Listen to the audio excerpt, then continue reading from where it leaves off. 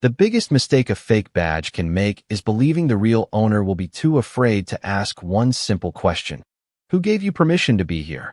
The smell of fresh-cut cedar drifted across my front porch that Tuesday morning, mixing with the sharp scent of hot coffee as the first rays of the Texas sun stretched across the gravel road my grandfather had built with his own hands nearly 50 years ago. The quiet lasted exactly 12 seconds before I heard the slow crunch of oversized SUV tires rolling across private property they had absolutely no right to enter. I set my coffee mug down without saying a word. Through the oak trees, a white SUV appeared with oversized HOA patrol lettering splashed across both doors in bold black vinyl.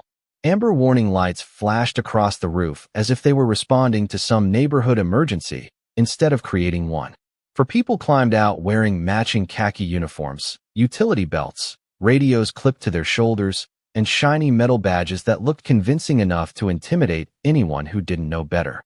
One of them pointed toward my front gate, while another unfolded a clipboard thick with violation notices.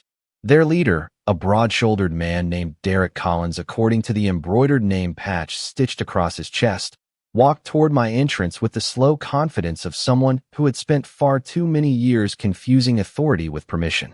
I watched him glance once at the private property sign bolted to the cedar fence before casually pretending it didn't exist. The metallic click of bolt cutters opening echoed through the still morning air. That sound didn't make me angry.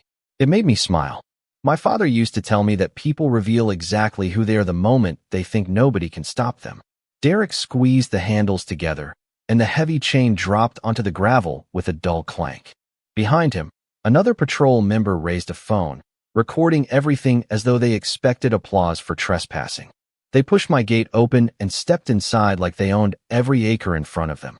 I walked off the porch slowly, my boots pressing into the familiar gravel that had belonged to my family longer than anyone in that subdivision had even lived in the county. I stopped about 20 feet away, keeping my hands relaxed at my sides. "You're on private property," I said evenly. "Turn around, leave now, and this ends here." Derek laughed loud enough for everyone behind him to hear. "Sir, this neighborhood falls under HOA enforcement. We're conducting an inspection." His words hung in the warm morning air, while a mockingbird perched on the fence let out a sharp whistle almost as if nature itself disagreed with him. I studied every face standing behind that fake confidence. One adjusted a body camera that wasn't connected to anything. Another unfolded bright orange warning stickers already prepared for houses they hadn't even inspected yet.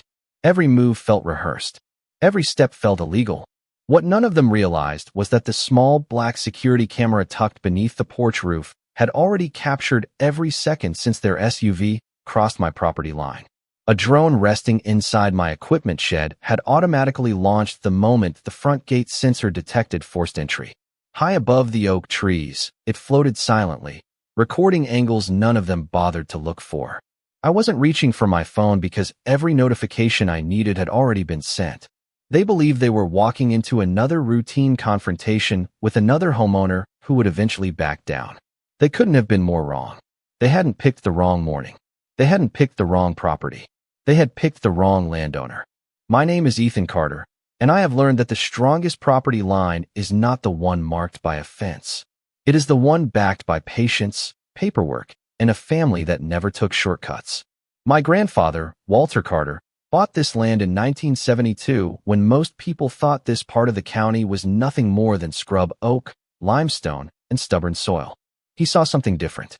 He saw a place where hard work could outlast trends, elections, and every ambitious developer who believed money could rewrite history. My father grew up repairing fences instead of playing video games. I grew up beside him, learning how to replace cedar posts, clear drainage ditches after heavy rain, and read survey maps before I was old enough to drive a pickup truck. Some families passed down watches or old rifles. Mine passed down deed books, boundary surveys, tax records, and one simple rule: never argue when documents can speak for you. Every summer smelled the same: fresh cedar, motor oil, warm dust rising from the gravel road after a 100-degree afternoon. Even now, those smells remind me that nothing on this property happened by accident. Every fence line existed because somebody measured it twice. Every oak tree remained because somebody respected the land before trying to change it. After my father passed away, ownership transferred to me without a single dispute because he believed preparation prevented conflict. We spent months organizing every document into weatherproof binders. Original deeds, easement agreements, county plats, utility records, survey revisions, drone photographs taken every spring. He even hired a licensed surveyor every 5 years whether we needed one or not. I used to think he was overly cautious. Standing there that morning watching strangers walk through my gate, I finally understood he had been preparing me for people exactly like them. Unlike many of the newer neighborhoods surrounding us, my property had never been incorporated into any homeowners association. Every developer who tried had failed after discovering that our family retained complete ownership of both the land and the private access road leading to it. That road became something of a local curiosity. Delivery drivers appreciated it. Hunters respected it. Utility companies called before entering it. Everyone seemed to understand the difference between private ownership and public convenience. Everyone except the people standing in front of me, wearing matching uniforms, they clearly hoped would answer questions before anyone thought to ask them. Over the past year, I had heard quiet stories from neighbors about a newly formed patrol driving around nearby subdivisions, issuing warnings, posting colorful notices, and introducing themselves with enough confidence that few residents ever challenged them. Some people paid unnecessary fines simply because they assumed anyone carrying a badge and clipboard must have legitimate authority. Others stayed silent because arguing seemed more expensive than compliance. I listened, but I never imagined their routine would eventually bring them to my front gate. As Derek Collins glanced around my property with the casual confidence of someone evaluating merchandise instead of another family's legacy, I remembered something else my father used to say. Confidence built on assumptions always collapses the moment it meets the truth. The only question was how long it would take before these visitors discovered exactly how much truth had been waiting for them long before their tires ever touched my gravel road. The man standing in front of me introduced himself like he expected the name alone to end the conversation. Derek Collins, Willow Ridge Community Patrol Division, he said while tapping the polished badge clipped to his chest. The metal caught the morning sunlight just enough to look official from a distance, but years of dealing with county inspectors had taught me that real authority never needed theatrical props. It came with jurisdiction, documentation, and accountability. Derek had confidence instead. Behind him, his team spread across my front yard with surprising efficiency. One woman unfolded a bright orange measuring wheel and began rolling it across my driveway, as if she were preparing a construction survey. Another carried a stack of violation forms already filled out except for the property address. The youngest member kept adjusting a shoulder radio that crackled with meaningless static every few minutes, almost like someone had downloaded the sound effects from an old police drama. Their entire operation felt carefully rehearsed. Every movement was designed to impress homeowners before anyone had time to ask questions. I had heard stories over the past several months from people living in nearby subdivisions. Retired couples had received expensive notices for landscaping rules that never existed. Young families had been warned about parking regulations, copied from completely different neighborhoods. One widowed veteran spent almost $2,000 replacing a perfectly legal mailbox after being told it violated community standards. Nobody wanted conflict, so most people simply paid, apologized, and moved on. That pattern explained everything standing in front of me. Derek was not relying on the law. He was relying on hesitation. He flipped open his clipboard and scanned a printed checklist. Failure to maintain approved entrance appearance. Unauthorized fencing style. Non-compliant access gate. Unregistered private security cameras. He spoke each item with the confidence of someone reading facts instead of fiction. I almost laughed when he reached the cameras. The same cameras he wanted to criticize had already documented his entire unauthorized entry from 3 different angles. The woman measuring my driveway stopped beside an old cedar post my grandfather had installed decades earlier. She placed a fluorescent orange sticker on it that read pending HOA correction. Seeing that cheap adhesive pressed against weathered wood that had survived storms, droughts, and generations of honest work felt strangely surreal. My grandfather used to run his rough hand across that same post every spring before repairing the fence line. He believed taking care of property meant respecting what came before you. These people treated land like a stage where costumes mattered more than truth. Then another white SUV rolled onto the access road. This one belonged to Linda Prescott, president of the neighboring homeowners association. She stepped out wearing a perfectly pressed cream-colored blazer despite the growing Texas heat. Expensive sunglasses rested on her head while she surveyed my property with the satisfied smile of someone arriving just in time to watch a plan unfold exactly as expected. She never greeted me. She simply looked at Derek and asked, "Everything under control?" He nodded without hesitation. "Just documenting violations before we proceed." Linda folded her arms and glanced toward my house, as though she were already imagining where new community entrance signs would someday stand. In that moment, I understood this was never about inspections. It was about creating the appearance of authority until appearance slowly became accepted as reality. They expected another quiet homeowner to surrender because arguing with uniforms sounded exhausting. Instead, every confident word they spoke, every orange sticker they placed, and every step they took across my family's land quietly added another page to a case they did not even realize they were building against themselves. The air felt strangely calm despite the quiet invasion unfolding in front of me.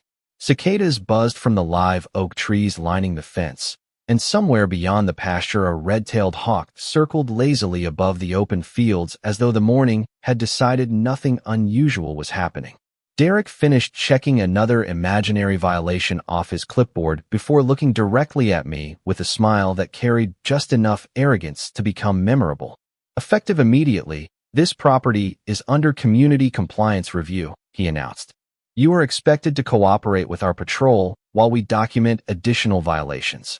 His words were carefully chosen, polished from repetition, but they carried no legal weight. Linda Prescott stepped beside him with the confidence of someone who had watched this performance succeed dozens of times before.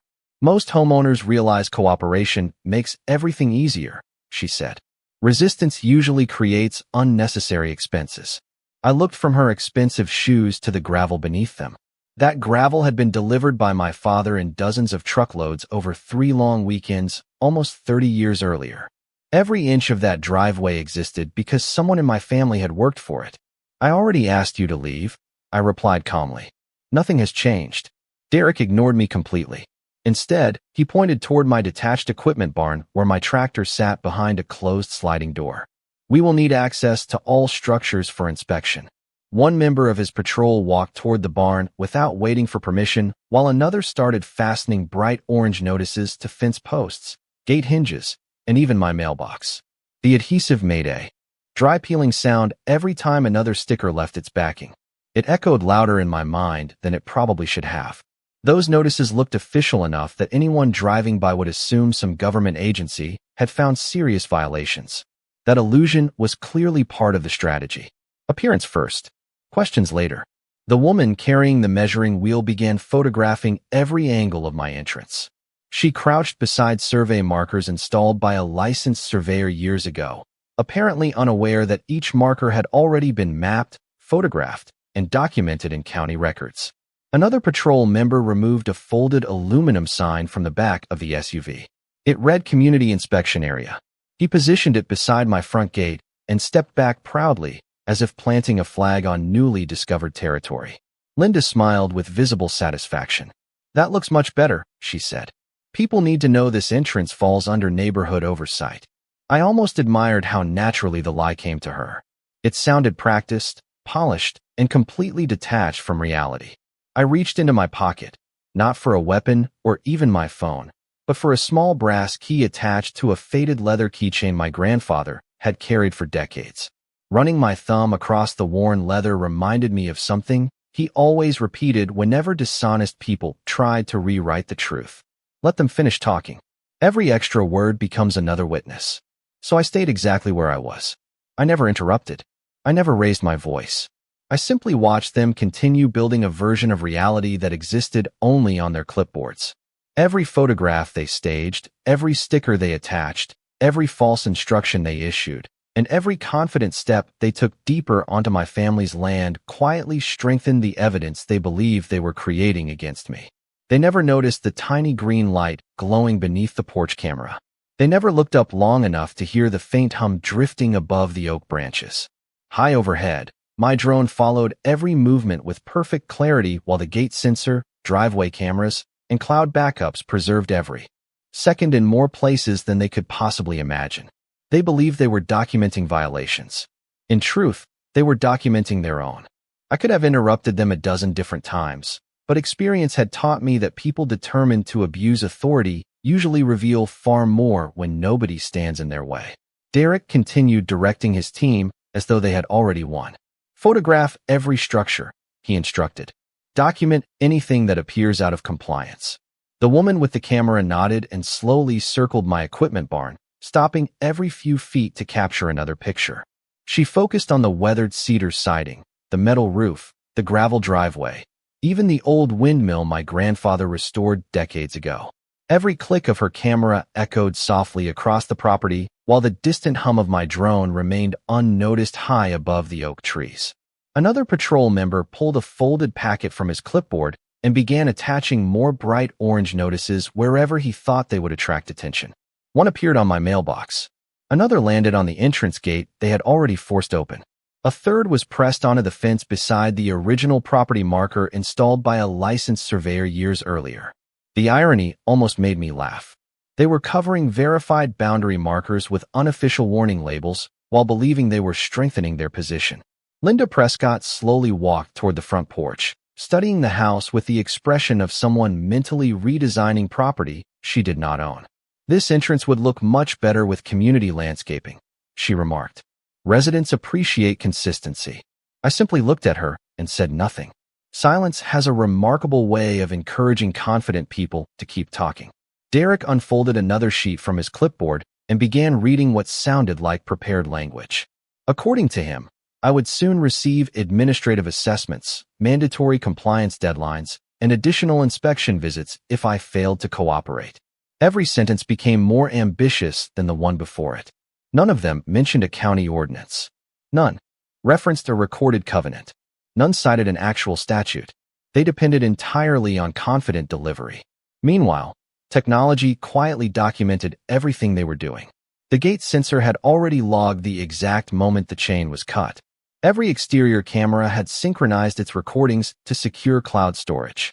The drone continued capturing wide aerial views showing where every vehicle was parked, every orange notice was placed, and every person walked across the property. Even my weather station recorded the exact time, temperature, and wind conditions, details that often helped establish accurate timelines when photographs were later reviewed. My father believed evidence should never depend on memory when it could depend on documentation instead. I heard one patrol member whisper, "He is not even arguing." Derek answered with a quiet chuckle. "They usually do eventually." He misunderstood my silence completely.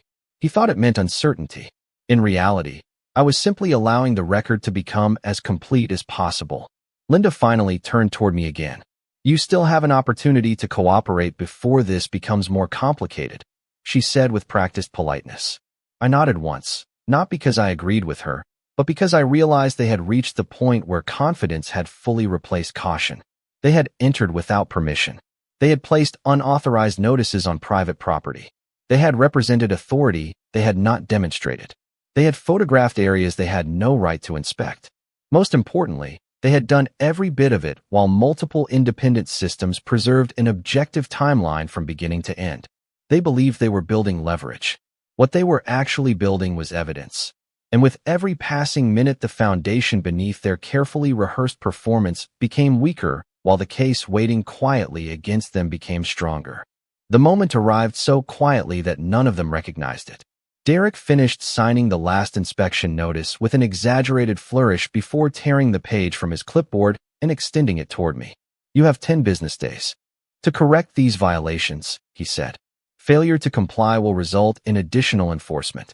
I looked down at the paper without reaching for it. The document carried a community logo, several impressive-looking reference numbers, and a signature line that meant absolutely nothing to the only authority that mattered on this piece of land. I let the paper hang in the air between us until Derek slowly lowered his hand with a puzzled expression. "You really should read it," Linda added. Ignoring official notices never works out well. I smiled politely. Official notices usually include official authority, I replied. For the first time all morning, neither of them answered immediately. The breeze shifted across the pasture, carrying the scent of fresh grass after the irrigation system had finished its morning cycle. Somewhere behind the equipment barn, the windmill creaked with the same familiar rhythm I had heard since childhood. It reminded me that some things earned their place through decades of honest work, while others only borrowed the appearance of legitimacy. Derek cleared his throat. Our authority comes from the association. I nodded. Which association? He answered without hesitation.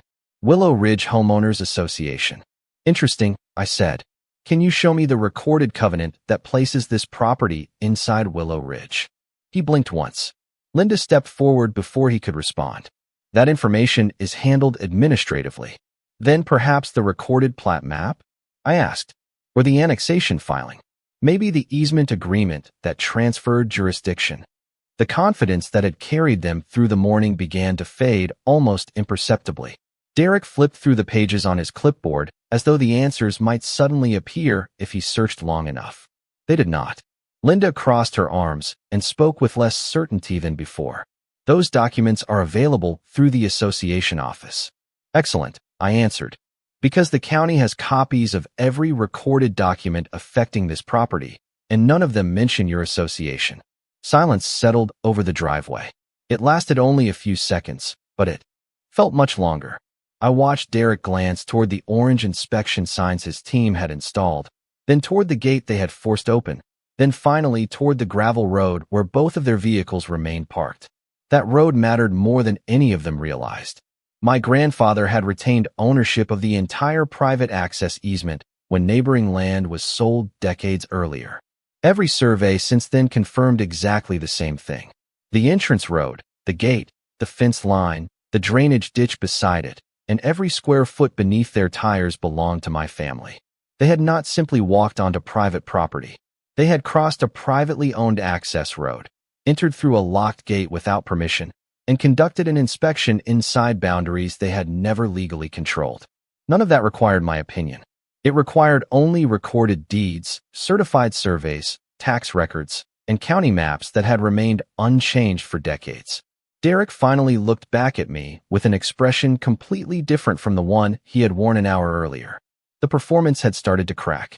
They still believed they could recover, but for the first time they understood they were no longer directing the conversation. The land itself, along with every document tied to it, had quietly become the strongest voice in the entire morning. No one spoke for several long seconds. The only sounds were the steady breeze moving through the oak branches, the faint hum of insects rising from the pasture, and the distant rumble of a pickup truck somewhere beyond the county road. Derek finally looked down at his clipboard again, flipping through page after page with growing frustration, as though one forgotten document might suddenly justify everything they had done that morning. It never appeared. Linda tried to recover first. There may have been an administrative misunderstanding, she said carefully. The confidence that had filled her voice earlier had been replaced by something much quieter. If there is a documentation issue, we can always resolve it internally. I nodded slowly. Documentation is exactly what resolves issues, I answered. That is why my family has spent decades preserving it. I reached into my truck and removed a weatherproof binder that had remained behind the driver's seat for years. It was not dramatic. It was simply organized.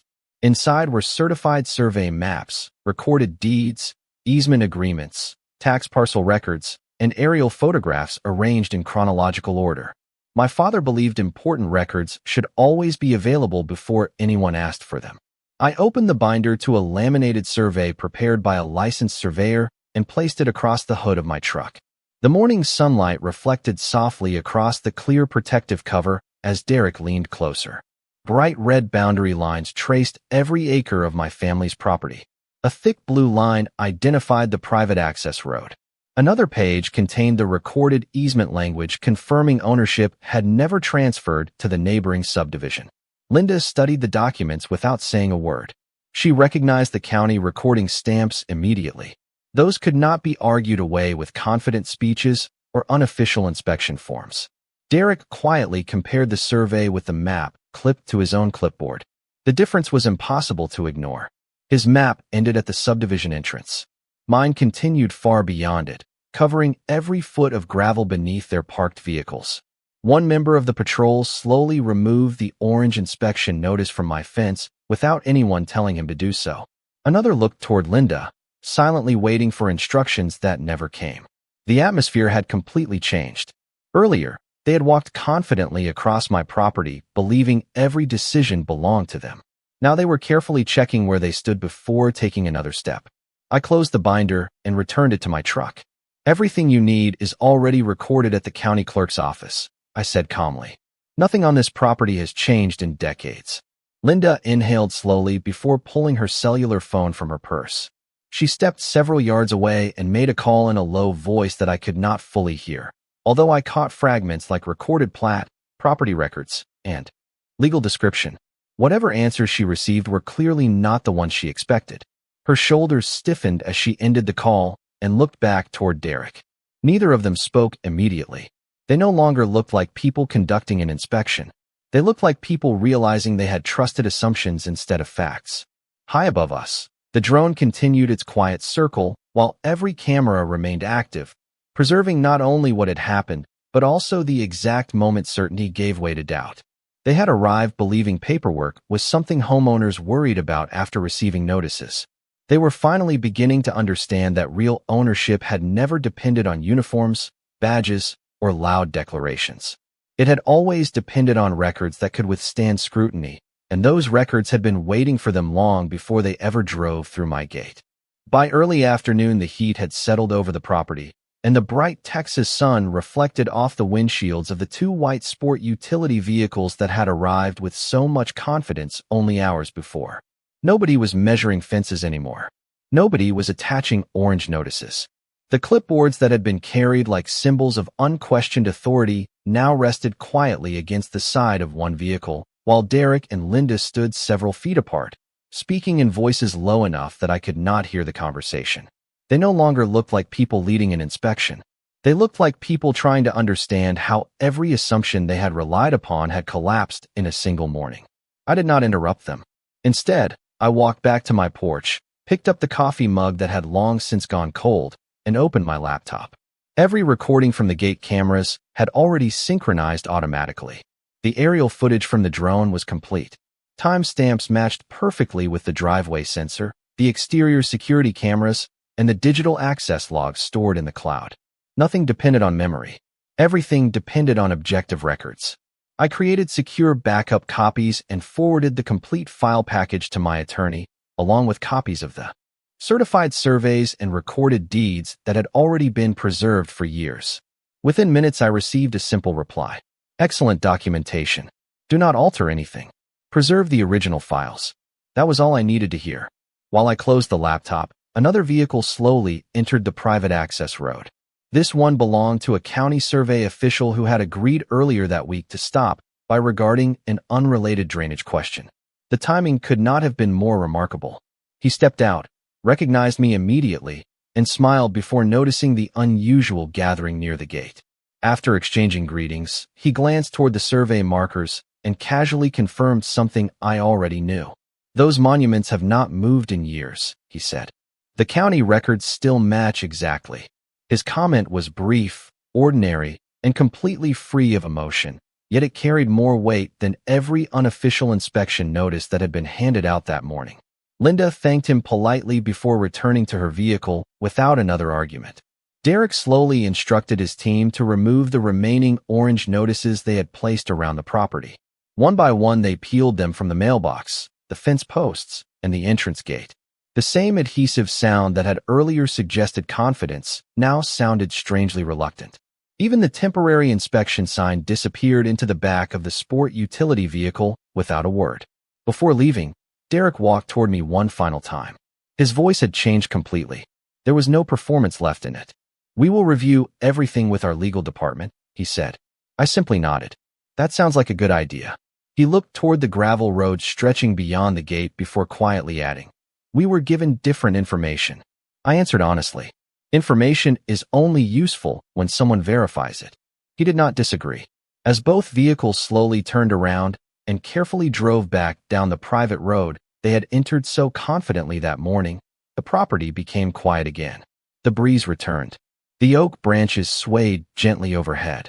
The only fresh marks left behind were faint tire tracks.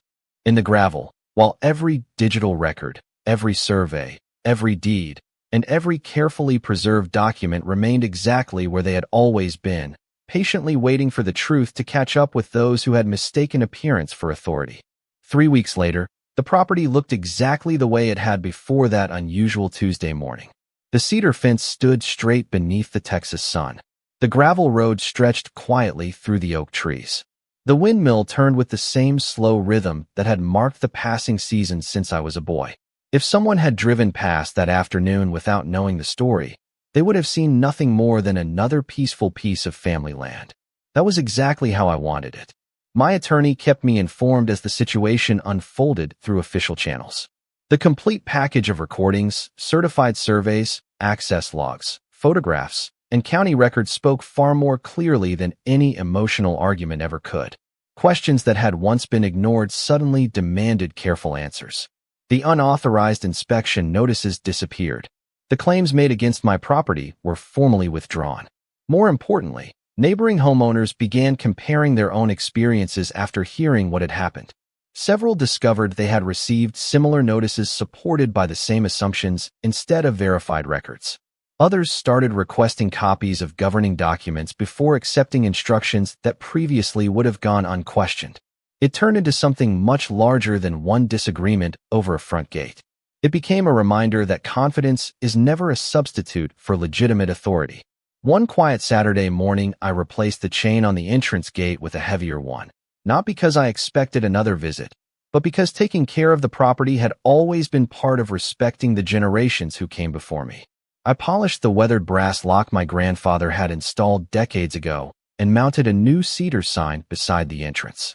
The words were simple: private property, authorized access only. There were no threats, no dramatic warnings, and no attempt to intimidate anyone. Honest boundaries never needed dramatic language. As I tightened the final bolt, I remembered something my father had said countless times while we worked side by side repairing fences after summer storms. He believed every property line represented more than measurements on a survey. It represented promises kept from one generation to the next. Those words meant even more now than they had when I first heard them as a teenager.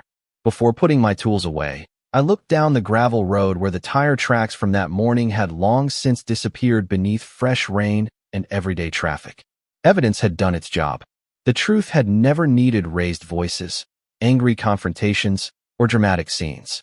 It had simply needed patience, preparation, and records that could withstand careful examination. The drone returned to its charging station. The cameras continued watching quietly, just as they always had. The binders of deeds and surveys went back onto the same shelf where my father had kept them for years. Nothing about my daily routine really changed after that, and perhaps that was the greatest victory of all. My family's land remained exactly what it had always been, a place built through honest work, protected through responsibility, and preserved through respect for the law. Every time I drive through that gate now, I glance at the cedar sign before continuing down the familiar road, and I cannot help smiling because the lesson from that morning still feels as true as ever. Real ownership does not announce itself with flashing lights, impressive uniforms, or polished speeches. It stands quietly on a solid foundation of truth, and sooner or later, truth always knows exactly where the property line is.